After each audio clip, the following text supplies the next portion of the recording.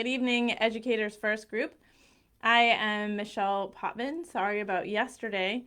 But here I am today. I am a therapist.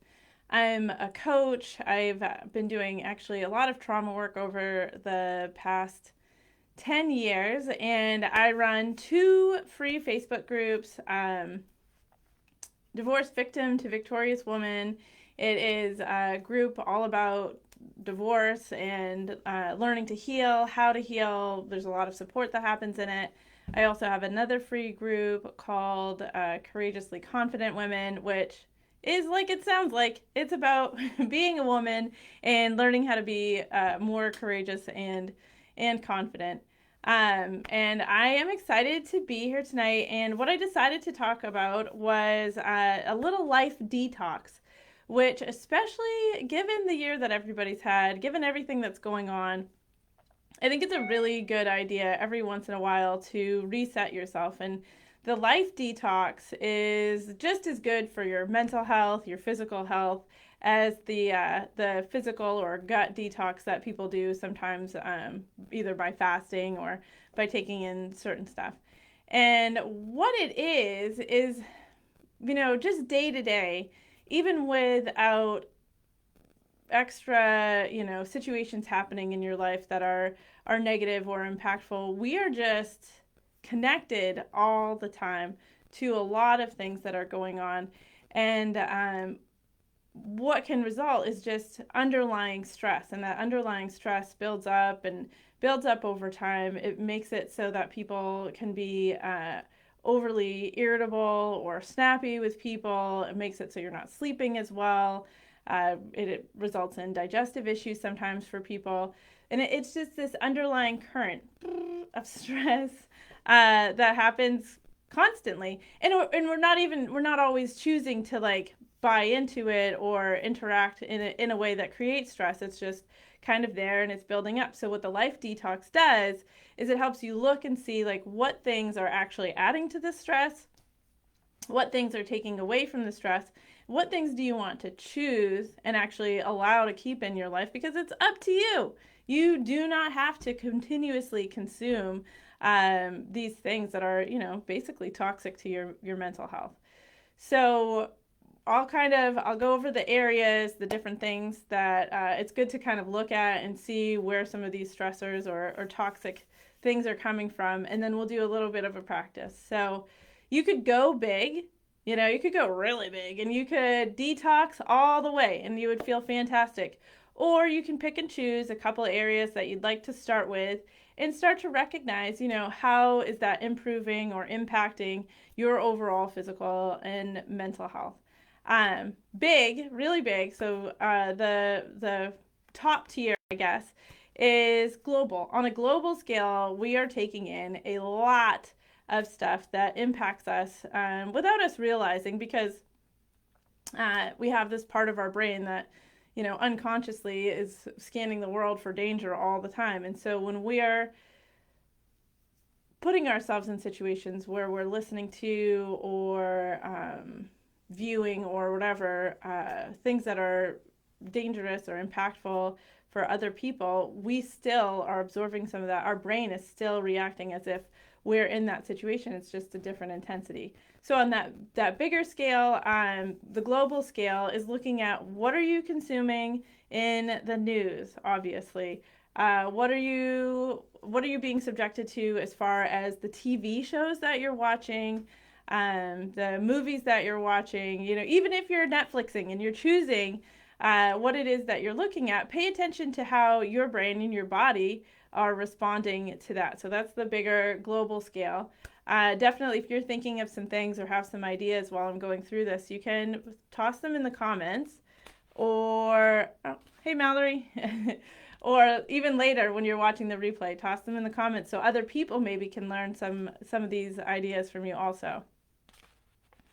Yeah. And then on a more social scale, which you may choose to engage in or not as much, is looking at what are you being exposed to on social media. And I know a lot of you have seen that show. What is it? The Social Dilemma, right? And so it talks about how as we're liking things and we're reacting to things or commenting things, Facebook, Instagram, LinkedIn, they're choosing what to show us, right? So in a way, we're kind of passively active in what we're consuming on these social media platforms, but really looking at, doing a detox on those social media platforms. How would that help you with what it is that you're being exposed to as far as like what's toxic for you? Another thing really is like looking at your job. So when are there things, components in your job that are, creating some sort of toxic feelings for you, stress, impacting how you're functioning day to day? Just kind of looking at that one. You can use that for the practice if you want to when we get there. Also, on that social scale is your religion, and actually thinking back, the political affiliations that you have. Regardless, I'm not getting into what they are, but just for yourself, noticing what it is that you're pulling in and how that's impacting you, and if you want to do a little bit of a detox. And then on the more personal level, we have the people that you surround yourself with, the ones that you actually choose to spend your time with, or somehow end up interacting with. It might be socially your friends. It might be family because you have to, or the coworkers that you're spending time with. So you can choose to look at either the global, the social, or the personal, and kind of play with this exercise and feel what feels good to you. So what the practice itself actually is, and we'll do it. I want you to use a real life thing. So for me, I'll pick social media, my Facebook, what I'm getting in my Facebook feed lately. And you have this thing that you're going to use for this exercise. And then what you need to do is reset yourself. So the way that we reset is through an exercise I call sifting, which is actually, it's from Dan Siegel, who's a neuroscientist.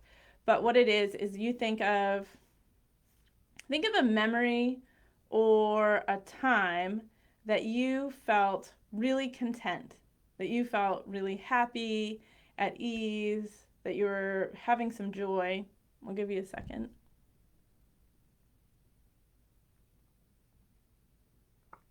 Oh, and yes, Mallory, I see your comment. And limits with phone time. So that's another one that's personal. Like, how much time are you spending on your phone? It's a good one. So think of your content moment, and to try to what we call vivify that, to bring it in, to really key your body and your brain into this time. Think about what are some body sensations that you're having when you're in this really content or joyful moment. What did you notice in your body? Did it feel relaxed? Does it feel like positive energy? Do your muscles feel tense? What is it that you notice in this? And then the next part is choosing an image to go with it.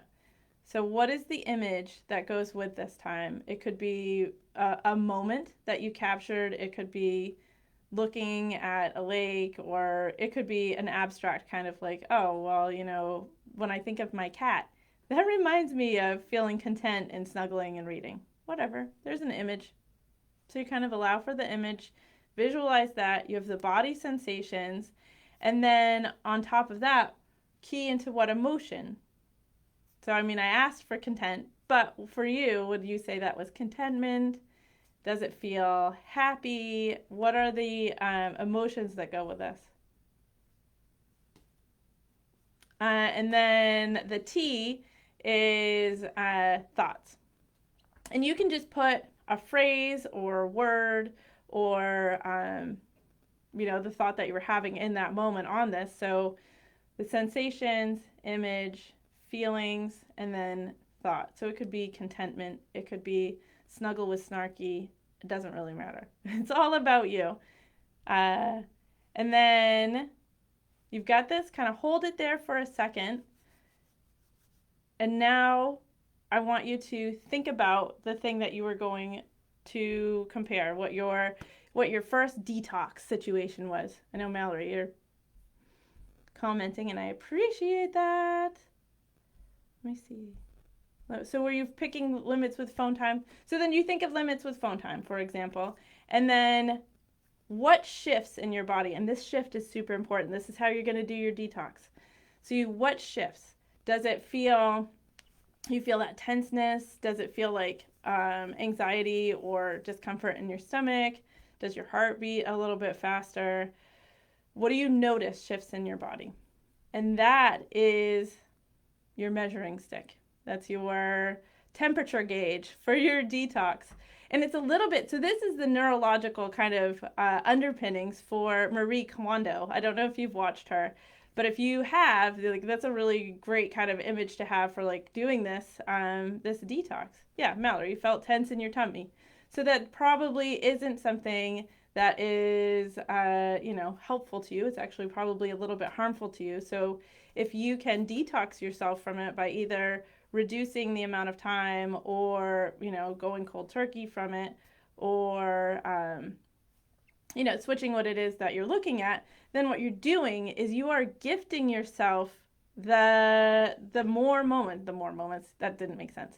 You're gifting yourself more time to spend in what they call the window of tolerance. And I know this is a little bit more popular now, but it's just neurophysiologically, when we are in our window of tolerance, we are resting, we are healing. That is when our body is doing the most healing that it can.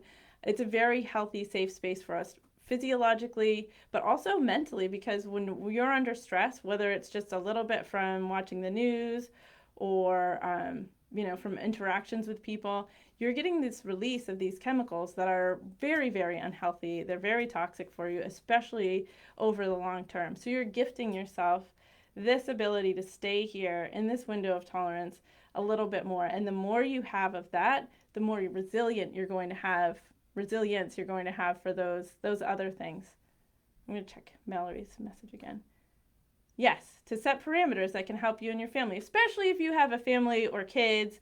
And I know you guys are educators, so you actually have 20 kids or more at times. So these are things that you can do with them also. But yeah, how to help, how to protect yourself, how to protect them, and then detox and cleanse, and then enjoy what it feels like for you to just be able to not have those extra stressors in your life. So I will be here on Thursday. This is it for me today. I'm going to be here on Thursday, and I'm going to talk more about building the confidence and building yourself up a little bit more after your detox. So it kind of connects to each other. But I would love to see, when I look at this later, I would love to see everyone post in the comments, what is one detox that you can do today? Because it's what? 5:14. So you've got plenty of day left. What is one thing you could do to detox today? And if you got more than one, I would love to see that too. But all right, as always, it was great to be here. Thank you, Mallory. Thanks for inviting me. Oh, share my group info. Yes, so I did at the beginning, but my group info, I have the two groups. They're both for women. Sorry, guys. And one of them is Courageously Confident, where it is all about tuning into our own courage and confidence, overcoming those blocks that pop up for us, doing things like this, like the detox, to give yourself more space for the things that you do want to do. And then my other group is Divorce Victim to Victorious, which I do some of that confidence and empowerment stuff, but that is more focused on healing after divorce and separation, and trying to, rework what goes well in your life and what needs to stay, and learning how to let go of the BS. So I look forward to seeing anyone later. All right, bye.